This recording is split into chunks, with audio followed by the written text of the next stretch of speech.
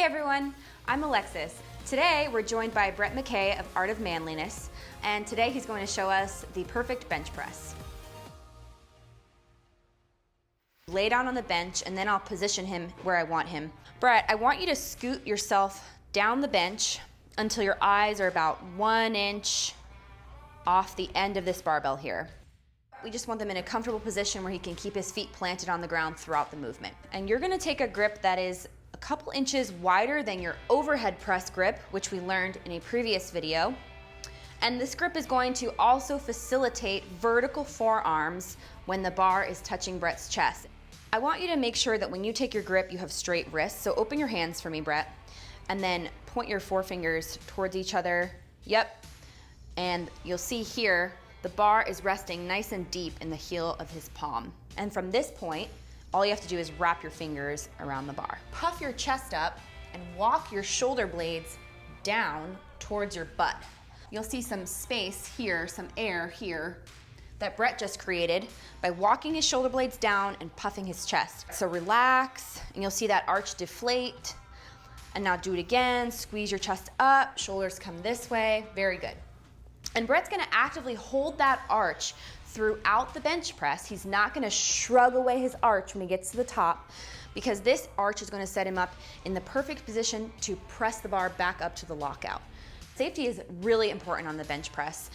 The reason for that is we have a loaded barbell moving over the delicate areas of our face, our throat, and our neck. It's very important that we take the safety protocol to make sure when we move that barbell over our face that we have locked out elbows.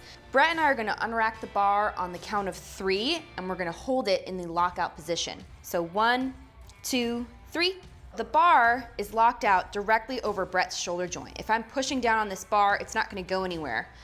This goes back to safety. Whenever the bar is traveling in the region, I'm gonna pull this back, Brett, over your face and neck, we want locked out arms. So let's do that one more time. So again, arch, we're gonna count to 3, 1, 2, 3, straight, and then out. So he's gonna stare up at the ceiling and he's gonna fix his gaze on one spot. And when he brings the bar down, he's gonna touch somewhere right around there on his sternum. Take a big breath, bring the bar down, and return it back to that same spot on the ceiling. Beautiful. So the amount that Brett is going to tuck his elbows is gonna be anywhere from 15 to 45 degrees. So watch, you're gonna just pause on your chest for me, Brett, at the bottom. So you see, this angle is what I'm talking about here. If Brett were to not tuck his elbows at all, Brett could impinge his shoulders. So you are going to have to tuck your elbows to a certain extent. And again, that's anywhere between 15 to 45 degrees, depending on your anthropometry. You're going to notice Brett's elbow is slightly in front of the bar and he has a slight angle of his forearm here. This angle, his forearms, are going to dictate the direction and the path that the bar takes to return to the lockout position. So Brett, I want you to push the bar back, and you're gonna notice that's not a perfectly vertical bar path. That has some horizontal movement to it. Let's do it one more time, Brett.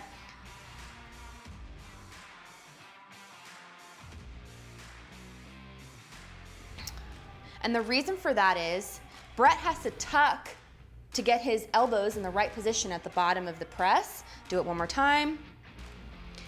So, to get it back up to his lockout position, which is right over the shoulder joint, he's got to press the bar back to the lockout. Leg drive is simply the use of your legs to get this upper back arch more secure in a better position. So Brett is going to flex his quads really tight, plant his feet into the ground, and actually try to push against my arms. Very good. Yep. And now relax your legs. And I want you to see how his arch gets a little bit bigger. Good. Relax. He's not lifting his butt off the bench. Do it one more time. Good, and relax.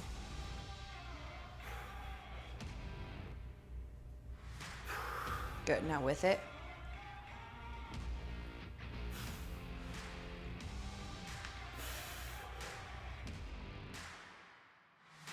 We use collars when we do most of the other lifts, such as the squat, the deadlift, the press.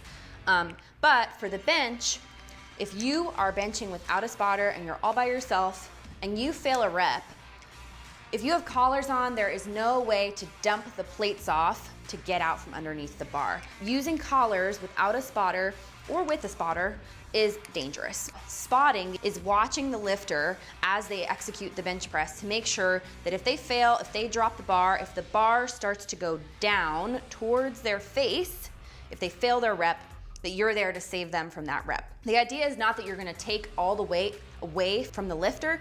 They still need to contribute to pushing the bar back up, but you're gonna grab onto that bar and help them in case they need it.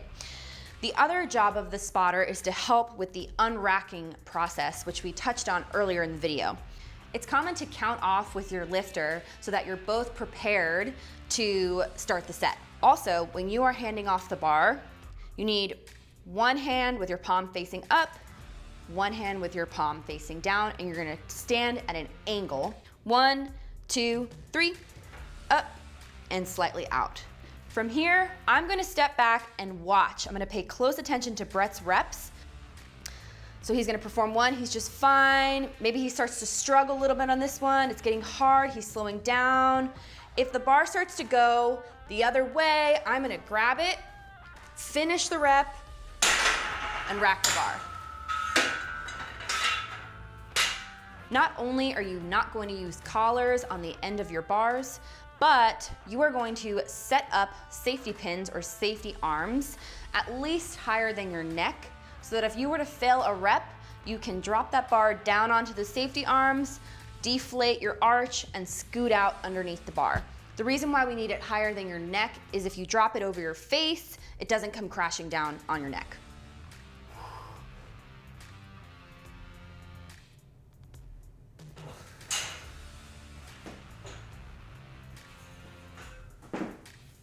Once again, we're Barbell Logic. Thanks so much for watching our tutorial on how to safely perform the bench press.